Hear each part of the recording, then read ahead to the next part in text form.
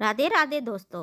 धर्म शास्त्रों के अनुसार पितरों का पितरलोक चंद्रमा के ऊर्ध्व भाग में माना गया है। दूसरी ओर अग्निहोत्र कर्म से आकाश मंडल के समस्त पक्षी भी तृप्त होते हैं।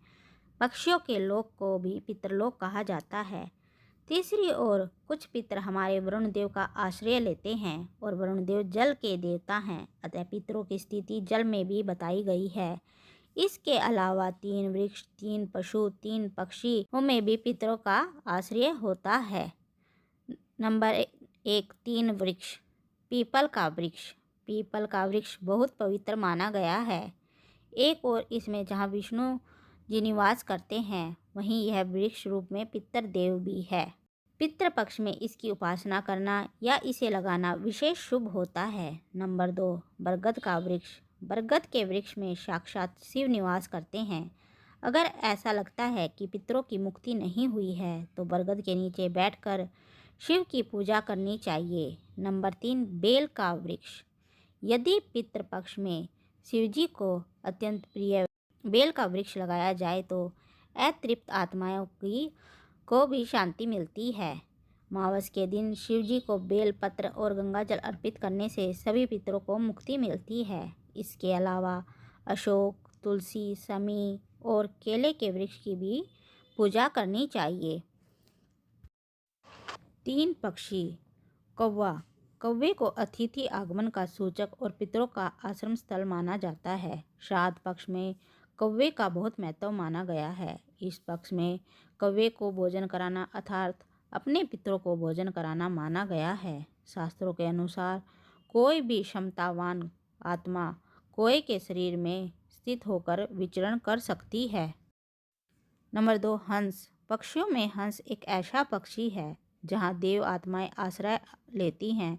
यह उन आत्माओं का ठिकाना है जिन्होंने अपने जीवन में पुण्य कर्म किए हैं और जिन्होंने यम नियम का पालन किया है। कुछ काल तक हंस योनि में रहकर आत्मा अच्छे समय का इंतजार कर पुनः मनुष्य योनि में लौट आती है या फिर वह देवलोक चली जाती है।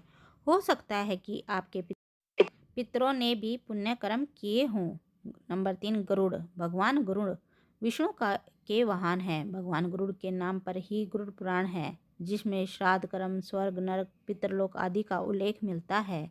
पक्षियों में गरुड़ को बहुत ही पवित्र माना गया है। भगवान राम को मेघनाथ के नागपाश से मुक्ति दिलाने वाले गरुड़ का आश्रय लेते हैं पितर। इसके अलावा क्रोच या सारस का नाम भी लिया जाता है। 3 पशु।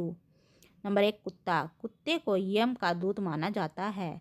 कुत्ता एक ऐसा प्राणी है जो भविष्य में होने वाली घटनाओं और ईश्वर माध्यम की आत्माओं को देखने की क्षमता रखता है। कुत्ते को हिंदू देवता भैरव महाराज का सेवक भी माना जाता है। कुत्ते को भोजन देने से भैरव महाराज प्रसन्न होते हैं और हर तरह के आकस्मिक संकटों से वे भक्त की रक्षा करते हैं। कुत्ते को रोटी देते रहने से पितरों की कृपा बनी रहती है। नंबर 2, गाय। जिस तरह गया में सभी देवी देवताओं का निवास है, उसी तरह गाय में भी सभी देवी देवताओं का निवास बताया गया है। मान्यता के अनुसार 84 लाख योनियों का सफ़र करके आत्मा अंतिम योनि के रूप में गाय बनती है। गाय लाखों योनियों का वह पड़ाव है जहां आत्मा विश्राम करके आगे की यात्रा शुरू करती है। नंबर 3, हाथी। हाथी को हिंदू धर्म में भगवान गणेश का साक्षात रूप माना गया है।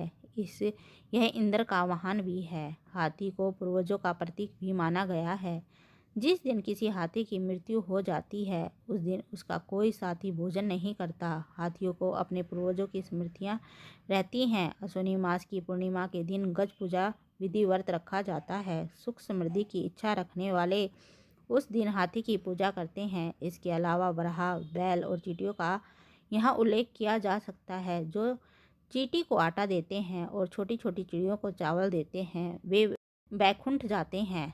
3 जलचर जंतु। मछली। भगवान विष्णु ने एक बार मत्स्य का अवतार लेकर मनुष्य जाति के अस्तित्व को जल प्रलय से बचाया था। जब श्राद्ध पक्ष में चावल के लड्डू बनाए जाते हैं तो उन्हें जल में विसर्जित कर दिया जाता है।